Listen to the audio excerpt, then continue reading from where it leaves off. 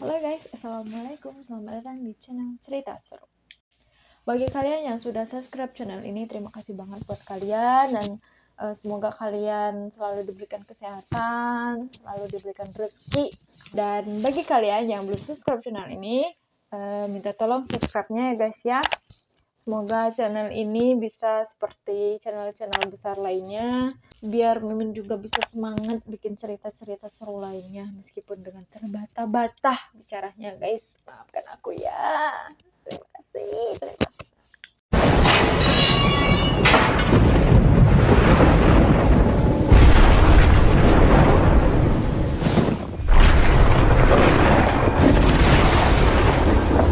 Oke guys, kali ini aku akan ngebawain cerita horor dan mistis banget. Ini tuh kejadiannya memang benar-benar mistis banget sih menurut aku, karena ya di luar nalar aja gitu loh. Oke, kita mulai ceritanya aja ya guys ya.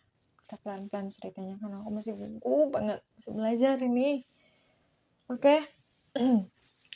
Ini tuh kisah seorang kakek yang hilang di kebunnya sendiri guys. Itu terjadi di tahun 2002-2003 dan pas itu saya masih SD guys, masih kecil. Ini tuh dialami oleh seorang kakek yang sudah berusia kalau nggak salah 50-60an deh umurnya. Hari itu sang kakek pergi ke kebun sendirian guys, dan tidak bersama-sama nenek.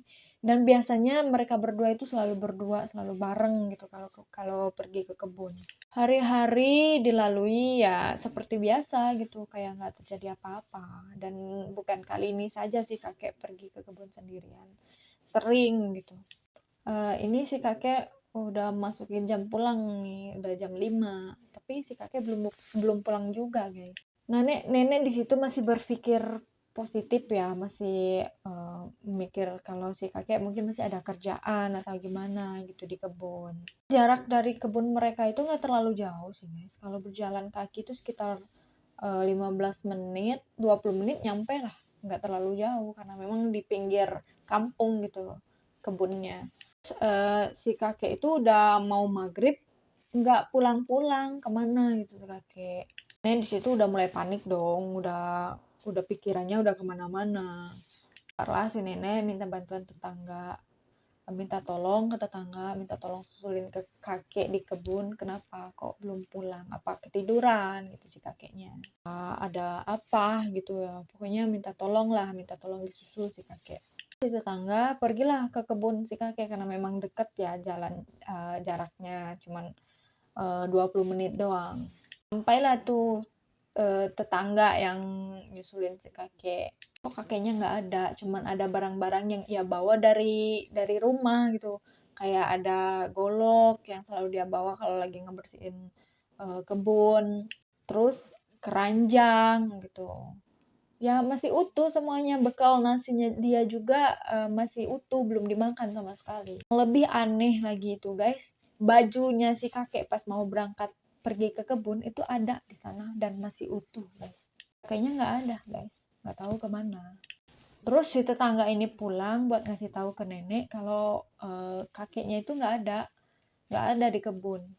Si neneknya udah mulai panik tuh, udah minta bantuan ke warga, minta tolong cariin suaminya, nggak tahu kemana ini si kakek. Ya banyak lah orang yang bantuin, termasuk bapak aku juga yang bantuin nyari. Malam itu juga mereka nyari si kakek ke kebun, bukan di kebun kakek doang sih, di kebun-kebun yang lain juga, pokoknya yang di hutan-hutan itu ditelusurin sama mereka, dicari kakek kemana. Sampai udah larut pun sang kakek tetap nggak ditemukan. Sampai keesokan harinya sang kakek itu masih tetap dicari guys. Hampir satu kampung itu ikutan nyari, ikutan turun tangan gitu biar si kakek ini cepat ketemu. Udah mau malam juga, sang kakek tetap tidak ditemukan guys. Nggak tahu kemana ini, si kakek ini kemana nggak tahu. Sampai 3 hari ini sang kakek menghilang. Ada salah satu warga yang melihat kakek itu di pinggir sungai dengan tidak menggunakan busana, dan tatapan kakek itu seperti kosong gitu. Nggak tahu, warga ini tuh adalah orang satu kampung, jadi tahulah itu beneran si kakek. Terus sama warga itu dikejar lah si kakek, Si kakek ini lari cepet banget larinya, terus menghilang nggak tahu kemana. Dicari lagi dong si kakek sampai jalan yang bakalan dia lewatin itu ditutup sama warga, ditunggu apa kakek bakalan lewat sana apa enggak. Dan ternyata enggak guys, nggak ada, kakeknya nggak lewat sana, nggak tahu dia lewat mana, nggak tahu. Si kakek ini benar-benar mistis banget. Setelah pencarian hari itu ya warga dengan dengan berat hati pulang dan tidak menemukan kakek sama sekali. 1 minggu kemudian warga kembali digegerkan dengan penemuan kerangka. Karena kerangka itu diyakinin milik si kakek, jadi warga membawa kerangka itu pulang ke rumah. Hanya di rumah ya si Mine histeris lagi guys. Yakinin itu punyanya si kakek, jadi pihak keluarga melakukan pemakaman seperti pemakaman jenazah pada umumnya, disolatin ke masjid, terus dibawa ke kuburan itu menggunakan keranda.